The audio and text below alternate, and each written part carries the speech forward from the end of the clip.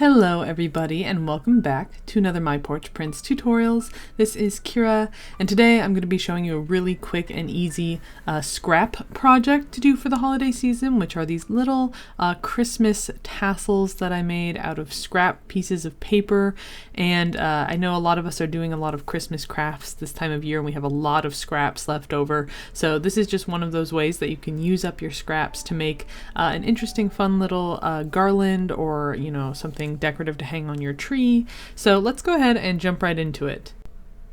So to begin, we're going to need some scraps. Now you could use, just a scrap piece of paper you have left over, like I have this one here, just regular paper printed front and back.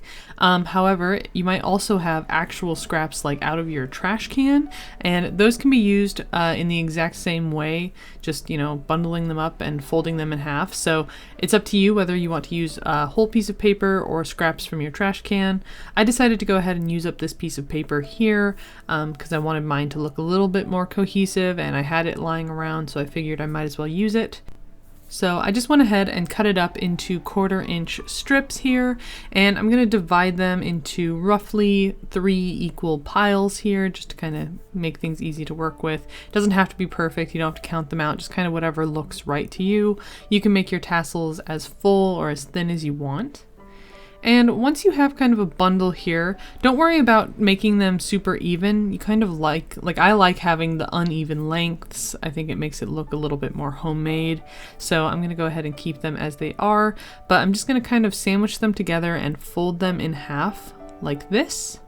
And that's going to create the base for our tassel. So once you have them all kind of lined up at the top here, I'm then going to be grabbing some jute cord to wrap around it to hold everything together. Now you can use anything if you have thread or string or cord or anything you want. You just need to make sure that it can, wrap around tightly enough to hold everything together. So I'm going to make sure I have plenty of string to work with. I like to go with a little too much rather than a little too little, if you know what I mean.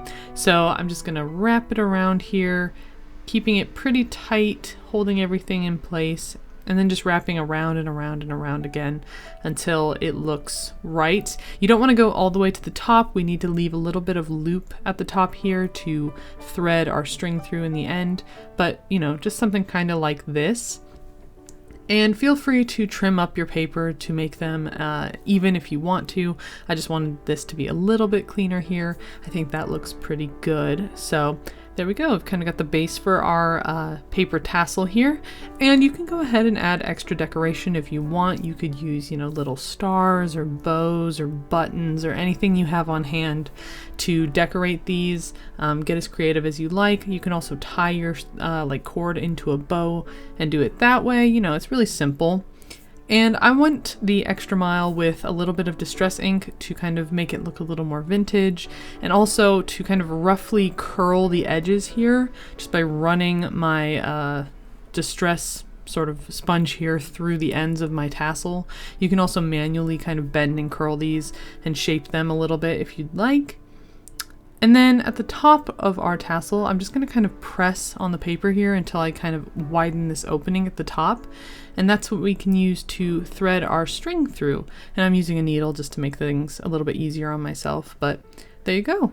You can see now we've got these little tassels here, and it's a really, really quick and simple way to use up scraps and make something decorative to put around your house for the holidays. So yeah, I hope that you'll give this project a try. Thank you so much for crafting with me and following along. Don't forget to like and subscribe, and I will see you in the next tutorial. Bye!